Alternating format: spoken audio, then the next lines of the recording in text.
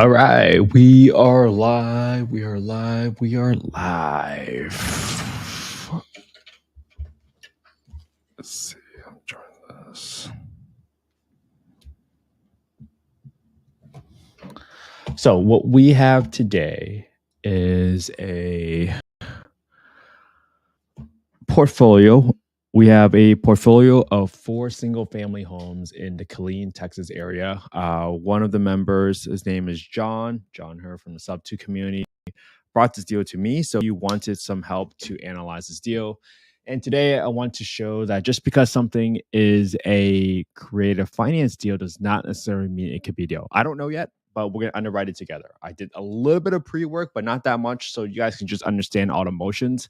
So here's some highlights about this deal. There is 4 single-family homes for this property. Seller wants $555,000. There is an existing loan of $447,000. This loan covers all 4 properties. Seller wants $30,000 of down payment, which means $7,500 per property for the down payment. The PITI is $3,903. They want to finance the rest of the balance that the seller has equity in at 2.77% for 12 years, 12-year balloon. So you divide that by 144 months. So it's $95 payment to the seller every single month. So your total PITI, assuming their taxes and insurance number is correct, is $3,998. Okay. All right. That is fine. First property, 302 Carter Street in Killeen, $145K down, payment $7,500, interest payment, balloon 12 years. The long-term rent for this property is, let's see.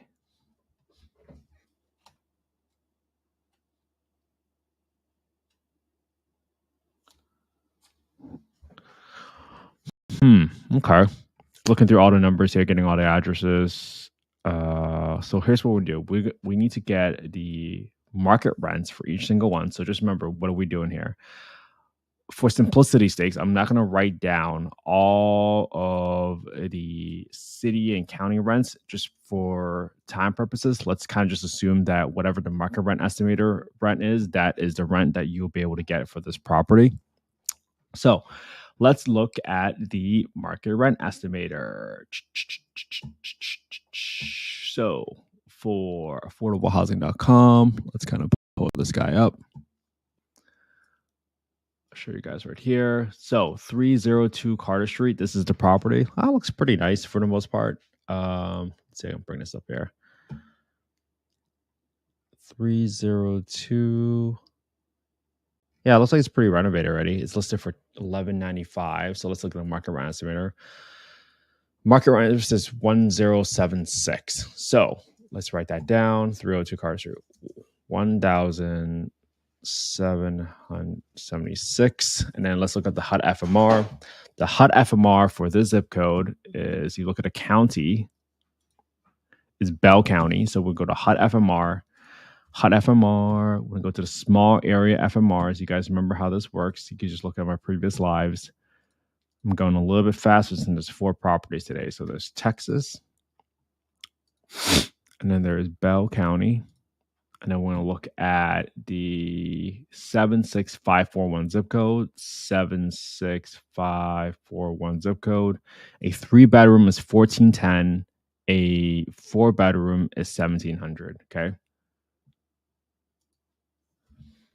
3-bedroom, 1410, right? Yep. And then 4-bedroom is 1700. Okay. This applies here. Yeah, let me just bold it for now. So this way, I'm just noting down all these numbers. So next property is 203 Meg Street. I'm just going to load these up for you so you guys can see it. This is a 4-bedroom property. So a 4-bedroom property at 203 Megs Boulevard. Hopefully that's the same address. I found a 4-bedroom property, and it's 1545 for affordablehousing.com. 1545. That's where you see it. Let me see. I can shrink the screen so you guys can see on Instagram in case you guys are following it on here. So this is a single portfolio, single family portfolio, 4 properties, and this is a 4-bedroom property. So let's kind of bring this guy up. 1545, 1545. And what county is this? This county is Copperas Cove. County is Coryell County. Okay, let's look at that up. So Coryell, Coryell County, which is right here. Go back to the hot FMR and we'll get the number. And then the zip code here is 76522. 76522. A 3-bedroom is 1460 and a 4-bedroom is 1770. So I'm gonna write 4-bedroom 1770. 4-bedroom 1770. Okay. All right. Next up is Killeen 76543. Okay, just slightly different zip code, so we just got to go back again. This was in Bell County, 76543, 1830 for a 1520, 1830. Okay. How many bedrooms is this one? 3200 Zephyr. Good thing I did this. 32005 is a 4-bedroom. 3200 Zephyr Road. A 4-bedroom rent is 1550. So we're going to do 1550, 1550. And then a 4-bedroom here is going to be 1830. 1830. Right. So we have my floor rents at 1550 and we got my ceiling rents at 1830. Okay. And we'll do the scenario analysis at the end of all this stuff. So next up, what do we have? We have Killeen, Texas. It could be rented out from 1300 to 1550. Affordable housing market rent estimator. 411 patent. 411 patent. This is a 3-bedroom home, 1066. So that's pretty low. It's probably the lowest one we've seen. 76541, 76541. This is a 3-bedroom. This is a 3-bedroom. So let's go get the same one. Okay. So now I have all the rents for all the properties. I can kind of start plugging this into my calculator now. Okay. You guys see how I got all that stuff? We got the market rent estimator from affordablehousing.com. And then we got the ceiling rents from Hot FMR. And now what we want to do is just kind of add these all up. So when I pull up, I'm going to put these rents to the side right here. If you do want to see the full screen version, just kind of hit it up on youtube.com/@Kent_HG. So right now, the 555000 is the asking price. We have a loan balance of $441,108.1. That's a balance, not the principal, but I'm just going to assume that we're just going to keep it there. I'm just going to zero all this stuff because I just want to make this equals to the same exact amount of the payment. So I'm going to zero the property taxes and insurance. And I'm doing that because I want to get what the person who brought me the deal says it was going to be. And they're saying that the PITI for everything. Let me see if I can pick this up for you. See, that's the PITI for everything is 3998. So I just want to make it 39999 equals 39999 minus that. Okay. So this way I get my PNI, my PITI to be 3999. I just zeroed it out just for simplistics for the calculator. This is all you need. You don't need to overthink it, right? So now I got to add up all of my renovations and furnishing. They said that most of the properties looks like it's rent ready, except for one property where they said one property needs about $5,000 to $7,000 and everything else doesn't need anything. So I'm going to be a little bit conservative here. I'm gonna double that. I'm going to put up $15,000. I'm imagining that there must be something in here that requires some sort of additional repairs. So right now, the down payment to the seller is going to be $30,000. Okay, so I'm just going to update this so that this is $30,000 here. And what other information do I have? I now have all my rents. So I want to first add up all my floor rents. So I'm going to add up 1,076, 1,545, 1,550, and 1,066 because those are all my rents that I have gathered together from the market rent estimator. So equals 1076 plus 1545 plus 1550 plus 1066. This is my floor rent. So I want to write this floor. I want to delete all this stuff because this stuff is not relevant in this situation. And my floor rent is going to be 5237. 5237. I'm still setting aside 10% for maintenance. I am assuming 8% for property management. I'm assuming 3% for vacancy if I'm doing this as a Section 8 rental, so slightly lower vacancy, but I don't think I would ever go lower than 3%. Now, that makes this deal equals I will only make, if I buy this deal using 30% down, assuming there's another 2.5% of closing costs, and my total renovations reserve for this property is $15,000, that gives me a cash on cash return of 2.8%. That is pretty sad. To me, that is not a deal. It's just not worth my time. Why would I spend my time trying to operate 4 deals right here to just make $138 a month?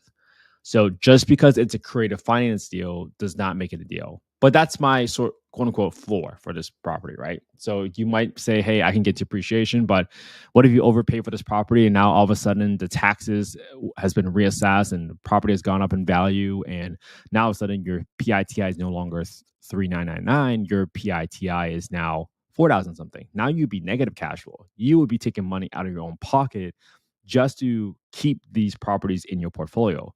I don't think that's wise. So now let's look at the ceiling, right? I look at the ceiling because the FMR, fair market rents, is determined by HUD based off of their own calculations, based on percentage of AMI, blah, blah, blah. So I'm going to add up the HUD FMR now, which stands for fair market rents, and that's a ceiling rent. The problem with assuming you're going to get the best case scenario is unrealistic because typically most, not all, most housing authorities have a test called the rent reasonableness test, which means that they're not going to say, hey, you can't charge more for rent just because this is a voucher holder renting out the property. If everything in the market is renting out for $1,076 right now, and you want to rent out for $1,410, sir, we do not think that is reasonable. So we're not going to give you $1,410. We will only approve it up to $1,076. And if that happens, then you have a scenario where whether or not the tenant wants to come out of pocket for the difference, or there could be a scenario where then you have to pass the rent affordability test. It's like, hey, if the tenant decides to come out of pocket and pay the difference, can they actually afford it, right? So there's a lot of different processes that you have to follow in order to figure out whether or not something is a deal and whether or not it's worth pursuing this deal. So let's just look at the ceiling rents here. So I'm going to add up all the stuff now, right? So you guys can just follow it. So equals 1,410 plus 1,770. This is the maximum rents, right? So this is going to be the best case scenario for this property, for this portfolio of 4 properties that we can potentially get as a affordable housing rental. 1,880, 1830, 1770, and 1410. Cool. All right. Now you might be interested, right? At 6420, if you get it at ceiling rents at 6420, and you can now cash flow $1,073. Okay, $1,073. Oh wait, I'm sorry. We had to pay a $25,000 assignment fee. That was my mistake. Okay, $25,000 assignment fee. I messed that up earlier. I apologize. I forgot to put in an extra fee. 16.3. So if you get The best case scenario, meaning you get the ceiling rents for this single family portfolio that just kind of reviewed. It's these four addresses. The wholesaler who locked up the deal wants $25,000 assignment fee, which means that is the finder's fee for them putting together the deal and negotiating with the seller and to recuperate all their expenses. We looked at everything from the assignment fees, and then we also looked at how they negotiated the deal. They said the PITI, which stands for principal, interest, taxes, insurance, would be $3,998. At $3,998, that includes a balance of 2.77% interest for the seller's equity portion, which is going to be interest only for 12 years. And in this scenario, if you get the best case scenario, you will cash flow about $1,073 a month at 16.3%. Okay. Let me go back to 5237. Well, let me do this actually. Let me do the midpoint scenario. What if I just get 90% of this? If I just get 90% of this, not the full thing, this is going to be 5778. This is my mid scenario. My cash flow here is going to be $565. And then my cash and cash return is going to be 8.6%. Okay. 8.6%. If I go back to my floor, just because I updated with the amount of the assignment fee, which is 25 grand, this is now still $138, but then it's a 2.2% cash and cash return because 2.1, because you have a higher investment out of pocket for this deal. So this is a scenario that I went through to analyze this deal. Now, this is one of those deals that's like almost on a borderline. I would say your most likely scenario is going to be right here. Like I highly doubt that the housing authority is going to give you the ceiling rents, but it doesn't mean that you can't give them a call, ask them how much is in demand for folks with housing choice vouchers on a waiting list. If they say, hey, we need a lot of these, if your home has like an in-unit washer dryer, if you are renovated to a very high standard and it looks really nice, then maybe they say, hey, we are willing to give the ceiling rents or more rents than what the market rent is paying if it's reasonable because of X and XX. Here in Southern California, I've asked like, hey, if I have a home with solar, will I get extra rents because I have solar? And they said no. So in every housing authority, they might say no, but however, if you do this, we might pay you more. So this is where it requires a little bit more thought process in it. And right now, right, there is risk in this deal because you're assuming that you're only paying 8% for property management. I don't know if that's going to be the case. Maybe you have property management companies there are going to be 10% in this area. But here is a very good scenario of why this might be a deal, but then it also might be on a borderline of it not being a deal. But if it makes you feel better, in my opinion, I think the current floor might just be 5237 because of all the rents that we have seen on affordablehousing.com.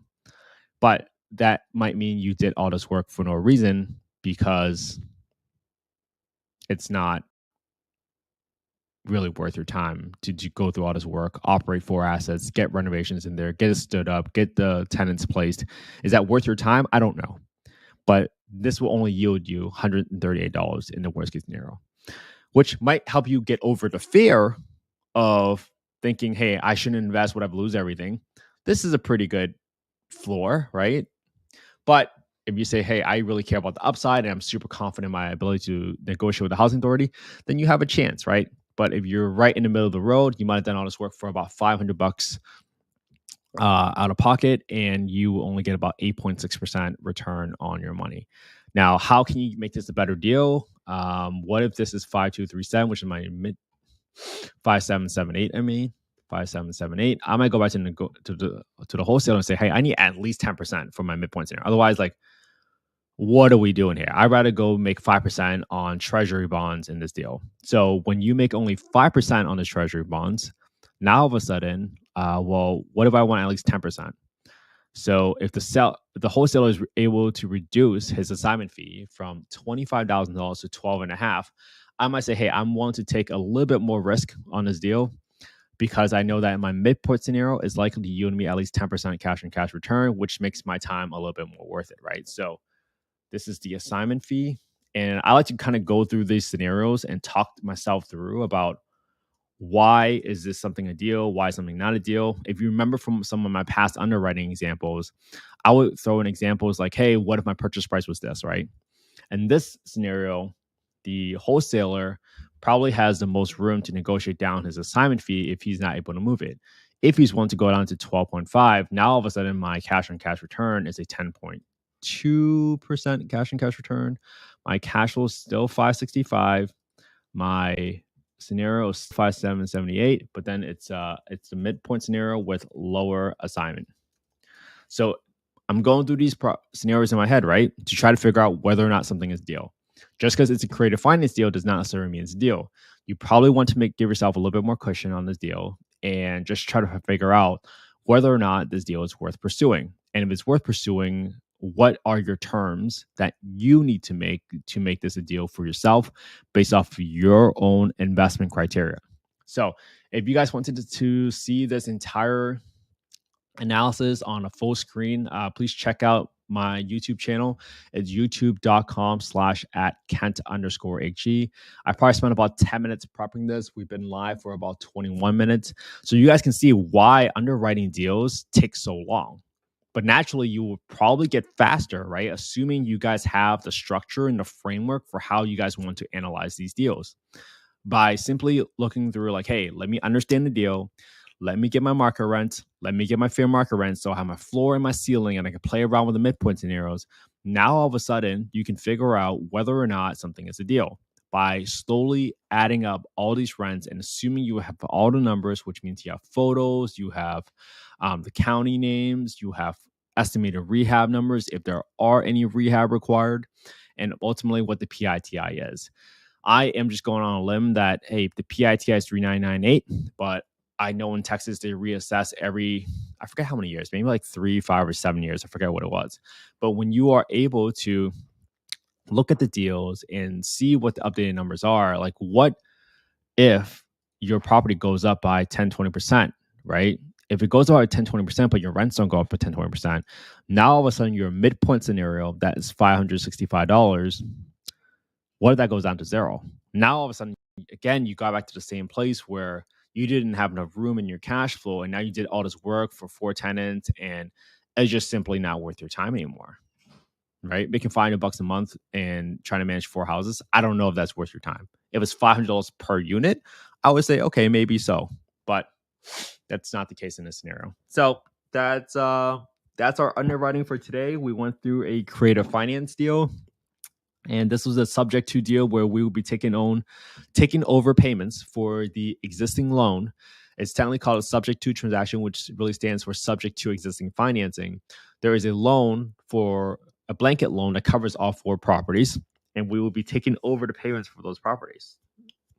So really appreciate everybody's time for joining this. If you want to see the YouTube channel, it's youtube.com/@Kent_HE. This underwriting will be in the live section. And you guys can see that this is a creative finance deal, which is a little bit different than some of the on-market deals that we've been underwriting at using conventional financing assumptions for these deals. And that ultimately resulted in a couple of scenarios where, hey, maybe if the assignment fee was $12,500, it might be worth your deal considering you are right at the midpoint. But completely up to you guys on how you guys want to approach it. Again, this is not a solicitation for investments. I am simply doing something nice for our community members because my goal is you all learn how to underwrite deals. You get really, really good at it, and it gives you confidence to go out and buy your own deals because now you can go back and simply say, hey, I've underwritten all these deals. Or better yet, like if you want to be super straightforward, take the same exact properties I'm analyzing. Take the same spreadsheets I'm doing. And then what you can do from there is just simply record yourself doing it, using the same process. And eventually you will get a lot better at underwriting, probably better than me easily. But now you can go out and potentially raise capital because guess what, guys? The number one issue that everybody eventually runs into is that they run out of capital and they need to raise more capital. But why on earth would someone want to invest with you and not somebody else? You have to demonstrate that you have a track record of analyzing deals and spotting deals, but even more importantly, recognizing when something is not a deal. You and your number one goal is to protect your investors' capital, to protect their capital from it's their hard-earned money. You cannot lose it. You cannot put it at risk without putting at least some thoughtfulness into it. Many times people will just say, "Oh, here's my PITI and here's my rent, and that's how much I make on each deal." That's not true. You got to set aside property management. You got to set aside vacancy because eventually somebody moves out, and then you also have to set aside money for repairs and maintenance because eventually the roof has to get replaced. Eventually the HVAC breaks down. Eventually the water heater breaks down. You have to set aside money every single month for those repairs because that money is not yours. It belongs to the house in anticipation that something will break. And then a lot of times I see people just buying creative finance deals just because it's a creative finance deal. They want to say, hey, it's a creative deal because it's a substitute transaction. Like right here, we saw like, hey, we'll take over existing loan. And then the seller's equity portion is financed on interest only at 2.77%, right? Sometimes when we hear 2.77%, we automatically think like, oh, what a great deal, without even looking into all the numbers. You have to run through all the numbers using multiple rental assumptions because you can't just assume that you're going to get that rent. Because what if it doesn't rent out for 30 days or 60 days? What if you have to lower the rent a little bit just to kind of get it rented out? I don't know. What the housing authority actually says, like, hey, maybe we will pay more if you have certain amenities for your property. For our property in Birmingham, Alabama, we put in a wheelchair ramp for the resident because she's an amputee and we wanted to do something nice to improve the quality of her life. So we put in a wheelchair ramp for that property, right? There's so many different types of incentives and so much different types of needs depending on your market. It's very and smart on your behalf to at least say, I want to go talk to the housing authority. I ask them what's in demand. I ask them what is needed in this area, because they might say, hey, you might call them and say, hey, I got a 3-bedroom property. They're like, oh, we have plenty of 3-bedroom properties. What we're really looking for is 4 bedrooms and 5 bedrooms because these families have the most difficult time looking for these. Now, all of a sudden, if you do that, you can figure out, oh, maybe I should go after 5-bedroom properties because now I get to be the one of very few 5-bedroom properties here. And I can attract the tier 1 tenants, or I can be a little bit more stringent with my screening criteria because I know I have a product that's in higher demand. And that allows you to potentially find residents or tenants that will respect your home and be gracious for the opportunity, because you don't get to rent out a 5-bedroom home that quite often in certain markets, especially if everything that has been built there are 3-bedroom properties. So, guys, if this was helpful, please subscribe to our podcast. It's called Affordable Housing and Real Estate Investing. I have nothing to sell you. My only goal is that you guys learn from one another and you pay it forward. Time is so precious to me. Like, I could have been spending this time with my daughter, but the reason I'm doing this for you guys is so that you guys can learn this process and you will pay it forward to someone that's new. And this is really how we create that huge web of impact. How I know I'll feel at peace when I die is knowing that I've helped enough people that chances are you're going to turn around and help our kids and grandkids and great grandkids someday. That's the only way I'm going to feel at peace. That's why I'm doing this right now, because they say that sometimes generational wealth only lasts about 3 generations before someone squanders it or whatever. And I would be really disappointed in myself if someone down my family line needed an affordable housing unit and they were not able to get it simply because I did not inspire enough people to take action and lead by example and share my resources with you. Look, one of the hardest parts is learning how to spot a deal, which is underwriting, which I'm doing with you today. Another hard part is getting the right team, the right people to help you succeed in whatever markets. That's why I brought folks that are contractors, that are realtors, that are property managers onto the podcast. So you guys can understand who do you need to recruit and what questions to ask and how to vet them so that you can build your own all-star team. Most people will keep those folks to themselves only because they might not have an abundance mindset. They say, hey, if I give this away, then I'm not going to be able to do blah, blah, blah. I am trying to lead by example and show you guys there's so much more will come back to you the more you help. The more you share your resources, the more someone will share their resources. Now, all of a sudden, you can scale wider. If I share my resources with you in Atlanta, which I have already, boom, you might be able to be willing to share some resources with me in St. Louis or share some resources with me in Texas. And that's how we make the world go around. We help one another. And now we are exposed to more opportunities and we collectively do more good together. So that's really why I do all of this stuff. I really have nothing to sell you. I hope you guys just add more supply to the affordable housing market because I think the wait list is way too long. It's 12 to 15 years here in San Diego. Just imagine you're a single mom and you just found out you were pregnant and you're trying to get out of the ghetto and they tell you 12 to 15 years. That is way too late. My mom waited for about 3.5, 4 years for affordable housing rental. And I don't know what she was thinking, but she was definitely in it. She was grinding. And I can't imagine how hard it was for her to just go to work every single day and working 12 hours, trying to take care of 2 kids at home. And there were 9 of us in a 2-bedroom apartment. That's hard. But she stuck through it. And had I never had that affordable housing rental, I would never become the person I am today. I would never be able to kind of share these skills and knowledge with all of you that I have went out to acquire and that I have learned. And I've tried to come back and consolidate and distill it into a manner that you guys can all understand. So thank you so much for your time today. I hope this was helpful. If you're able to, I would really appreciate you guys leave a 5-star review on Apple Podcasts. We had a few folks that left 1-star reviews on Apple Podcasts simply because they might have had a stigma against affordable housing. They don't understand it, and that's okay. I knew that hate was going to come, but I'm hoping that the good we do in the world will overwhelm the hate with positivity and support for one another. And this is the reason I'm going live for about 100 days in a row. I've been live for about 22 days, underwriting a deal every single day with you. I'm going to do it for another 80 days straight. And hopefully by the end of the streak, I would have taught enough people that you guys would feel comfortable paying it forward. And I hope you guys take the skills and you guys are able to go out and help your friends and family because guess what? Any of your colleagues that you're working with right now, they also want financial freedom. They also want time freedom to go spend time with their families and their kids. Go help them. You have a responsibility, especially after watching this live. You can go out and help them. You can teach them how to analyze a deal, even if it means that you're just watching my video and just regurgitating everything. That's okay. I'm perfectly fine with that.